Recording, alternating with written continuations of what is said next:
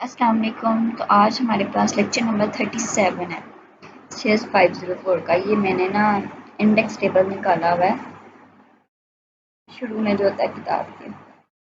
तो आज मैं टेस्टिंग और डेवलपमेंट के अबाउट पढ़ना है। थोड़े से ही हमारे पास टॉपिक्स रह गए हैं और जो 45 है उसमें हमारे पास समरी आ जाती है। देखा जाए तो तकरीबन 3 से 4 या 5 पेजेस का ज़्यादा से ज़्यादा एक लेक्चर है। तो चलते हैं अपने लेक्चर की तरफ। आज हमने लेक्चर नंबर 37 करना है। Testing and development, testing versus development. अब टेस्टिंग तो हमने पढ़ा है क्या है कि टेस्टिंग में हमने डिफेक्ट्स को फाइंड करना होता है, ठीक है। लेकिन अब डेवलपमेंट क्या है? अब डेवलपमेंट हमारे पास ये है कि जब एक डेवलपर आपके सॉफ्टवेयर को डिज़ाइन करता है तो उसमें कोडिंग होती है, ठीक है। उसमें कोडिंग के अलावा और यहाँ पर लिखा हुआ है एनालिसिस होता है, डिज़ाइन बनता है और फिर कहीं जाकर जो आपका कोड है, जो सॉफ्टवेयर सिस्टम है वो डेवलपर की तरफ से स्टार्ट हो जाता है, डेवलपमेंट टीम की तरफ से स्टार्ट हो जाता है। तो डेवलपमेंट में हमारे पास यही होता है कि आपकी जो आपका जो सॉफ्टवेयर है एनालिसिस हो रहा है, कोडिंग हो रही है, उसमें डिज़ाइनिंग हो रही है, तो ये तमाम चीज़ें डेवलपर की तरफ से होती है, डेवलपमेंट टीम की तरफ से होती है। लेकिन जो टेस्टर होता है वो सबसे पहले आपका टेस्ट केसेस को यूज़ करता है, टेस्ट डाटा को यूज़ करता है, डिफेक्ट्स फाइंड करता है, फिर उनको फिक्स करता है। तो ये टेस्टिंग के सिस्टम में आता है। दोनों बहुत ही मुख्तलिफ चीज़ें हैं, ठीक है। लेकिन testing is that it is not a challenge activity.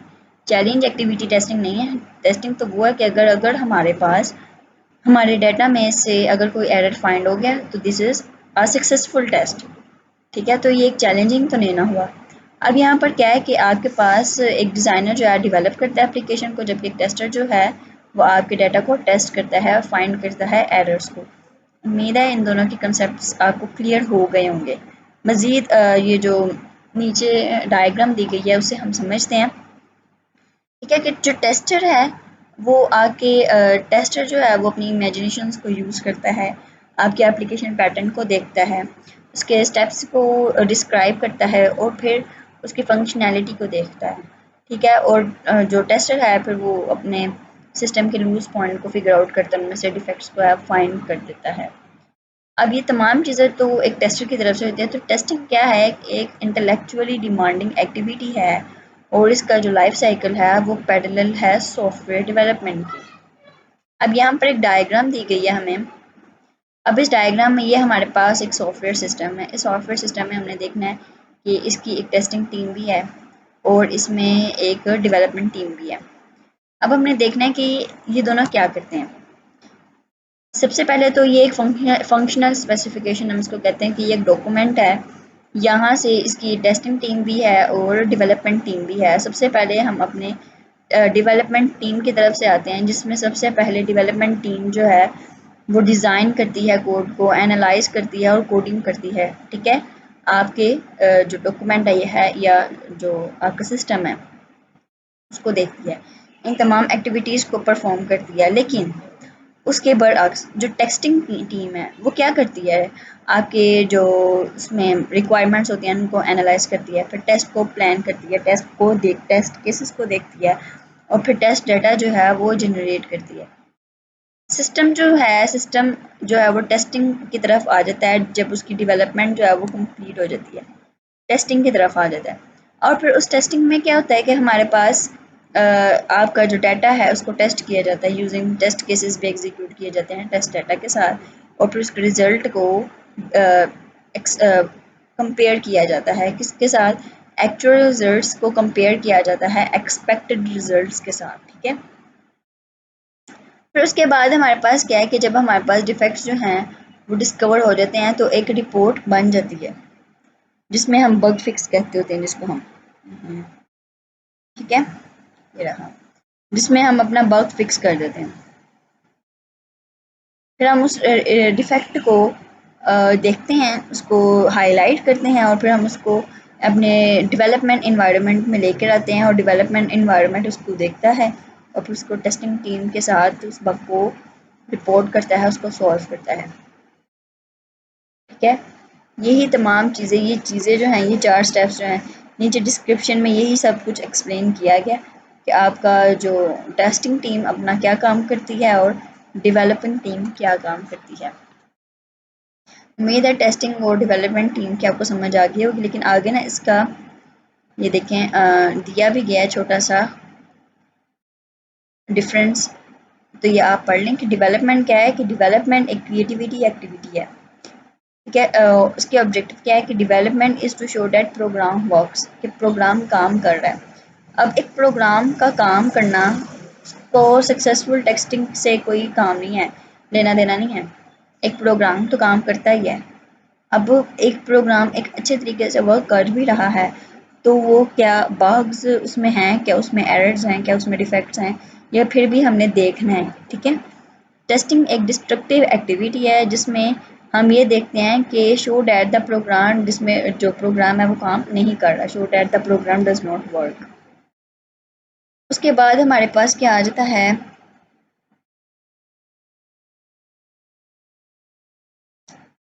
यही बताया गया है कि लेफ्ट साइड में ये सारी चीज़ें बताई गई हैं कि डेवलपमेंट एक क्रिएटिव प्रोसेस है जिसमें डेवलपर सिस्टम को बिल्ड करते हैं, जबकि टेस्टिंग एक डिस्ट्रक्टिव एक्टिविटी है जिसमें गोल ऑफ अ टेस्टर क्या है कि वो सिस्टम को ब्रेक कर देते हैं। डेवलपर क्या करते हैं, सिस्टम को बनाते हैं, जोड़ के बनाते हैं, लेकिन जो आपका जो टेस्टर है वो आपके सिस्टम को क्या कर देता है, ब्रेक कर देता है,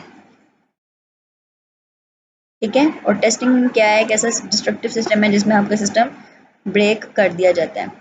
अब डेवलपमेंट क्या है कि आपका प्रोग्राम काम कर रहा है, लेकिन टेस्टिंग क्या है कि आपका प्रोग्राम काम कर रहा है या नहीं कर रहा है, ठीक है। उसके बाद हमारे पास क्या है कि जो ऊपर हमने फंक्शनल स्पेसिफिकेशन देखेंगे कोडिंग के लिहाज से, डिज़ाइनिंग के लिहाज से, ठीक है। तो ये सब कुछ उसी के बारे में बात की गई। आगे यूज़फुलनेस ऑफ टेस्टिंग हम हमारे पास आ जाता है, पढ़ते हैं इसको। अब टेस्टिंग में हमारे पास तो बहुत सी चीज़ें आ जाती हैं कि हमने अपने एरर्स को फिक्स करना है जो हमारे सॉफ्टवेयर में आ रही हैं। तो दूसरी बात ये कि सिस्टम वेरिफिकेशन और वैलिडेशन के कंसेप्ट को ज़रा हम रिपीट करते हैं कि सिस्टम वेरिफिकेशन क्या था, कि जिसमें आपका सॉफ्टवेयर अपने स्पेसिफिकेशंस पर पूरा उतर रहा है, और सिस्टम वैलिडेशन क्या था कि आपका जो सिस्टम है क्या वो यूज़र की एक्सपेक्टेशंस के मुताबिक पूरा उतर रहा है।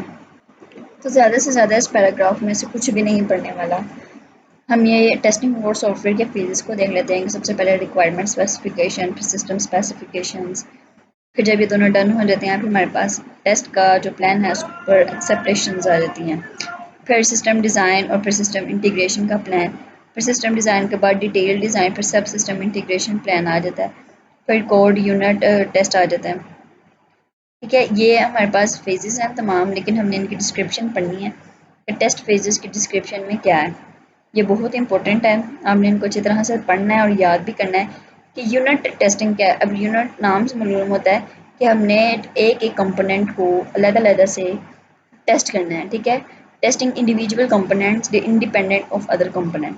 मॉड्यूल टेस्टिंग क्या है कि आपने एक डिपेंडेंट कलेक्शन ऑफ मॉड्यूल, मतलब जो एक दूसरे पर डिपेंड कर रहे हैं मॉड्यूल, सिस्टम के छोटे छोटे पार्ट्स एक दूसरे पर जो डिपेंड कर रहे हों उनको टेस्ट करना है। फिर एक मॉड्यूल आपने कैप्सुलेट रखना है related components so it can be tested independently. अब सब सिस्टम टेस्टिंग किया है, उसमें आपने मॉड्यूल्स को collection of modules to discover interfacing problems among interacting modules, के आपने मॉड्यूल्स को डिस्कवर करना है जो आपस में एक दूसरे से इंटरेक्ट कर रहे हो। अब सिस्टम टेस्टिंग क्या है कि जब आपने सिस्टम सब सिस्टम्स को सिस्टम को सब सिस्टम में अलग अलग कर दिया, अब उसको एज आ हो नहीं आफ्टर इंटीग्रेटिंग सॉरी सब सिस्टम को एक सिस्टम में जोड़ दिया है, तो अब आपने उस पूरे सिस्टम का आपने पूरे सिस्टम को टेस्ट करना है। फिर एक्सेप्टेंस टेस्ट क्या है कि validation against user expectations, usually it is done at client premises. अब इसमें हमारे पास जो सिस्टम हमने डन किया होता है क्या वो सिस्टम जो है हमने बनाया होता है कि यूज़र की एक्सपेक्टेशंस पर पूरा उतर रहा है, मतलब कि सिस्टम वैलिडेशन उस पर कंप्लीट हो रही है। अगर तो वो हो रही है तो ठीक है, हम जो है टेस्ट जो है वो पास हो गया और हम उसको दे देंगे यूज़र को। अब उसमें अल्फ़ा टेस्ट एक्सेप्टिंग टेस्टिंग में हमारे पास दो किस्म की टेस्टिंग मोड आती है, बीटा टेस्टिंग और अल्फ़ा टेस्टिंग।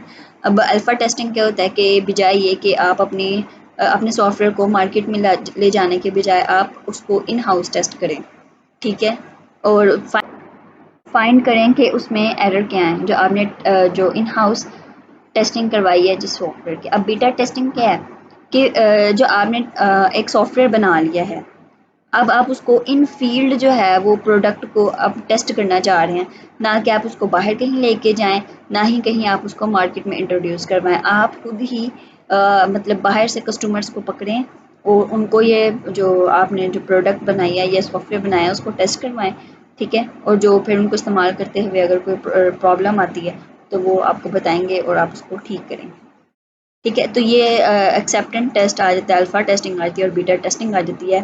उसके बाद एक और हमारे पास टेस्ट आ जाता है, वो है ब्लैक बॉक्स टेस्टिंग। अब इसमें हमारे पास क्या होता है कि जो हमें कंपोनेंट या सिस्टम, उसको हम ब्लैक बॉक्स में किस तरह से ट्रीट करते हैं। फॉर एग्जांपल कि अगर हमारे पास इनपुट्स हैं, ठीक है, उसको हमने आउटपुट में ट्रांसफॉर्म कर दिया। अब how the inputs are transformed into output, ये इससे हमारा कोई कंसर्न नहीं होता। ब्लैक बॉक्स टेस्टिंग में हमारे पास testing this type of testing is not concern with how the inputs के ट्रांसफॉर्म किस तरह से किया गया है। इसमें हमारे पास सिर्फ और सिर्फ इम्प्लीमेंटेशंस होती हैं और हमें जो फाइनल आंसर है वो दिखा दिया जाता है। इसमें ये नहीं होता कि ये किस तरह से हुआ है, इसका इंटरफेस किस तरह से है और इसकी इम्प्लीमेंटेशन किस तरह से हुई है। This is not about black box testing. Black box testing में जो हमने कंपोनेंट या सिस्टम को ट्रीट करना होता है उसको हम एज अ ब्लैक बॉक्स रख देते हैं और फिर क्या होता है कि उसमें हम उसके रिक्वायर्ड बिहेवियर को टेस्ट करते हैं। इसमें हमारे पास ये नहीं होता कि इनपुट्स को किस तरह से ट्रांसफॉर्म किया गया है आउटपुट में, as the system's internal implementation details are not visible to the tester. He gives input using an interface that the system provides and test the output, ठीक है। इस इंटरफेस में क्या होता है कि सिस्टम जो है सिर्फ और सिर्फ इनपुट देता है और आउटपुट ले लेता है। If the output match the expected result, अगर जो आउटपुट है वो एक्सपेक्टेड रिजल्ट से मैच हो जाता है तो सिस्टम क्या है, फाइन है, अदरवाइज क्या उसमें डिफेक्ट फाउंड हो जाता है। अब वाइट बॉक्स में हमारे पास क्या है, analysis the internal structure of the program, इसमें हम इंटरनल स्ट्रक्चर प्रोग्राम के इंटरनल स्ट्रक्चर को एनालाइज करते हैं और इसमें टेस्ट केसेस को लिखा जाता है, ठीक है। इस जो हमारे पास सॉफ्टवेयर बना होता है उसमें हम टेस्ट केसेस को लिखते हैं बाकायदा।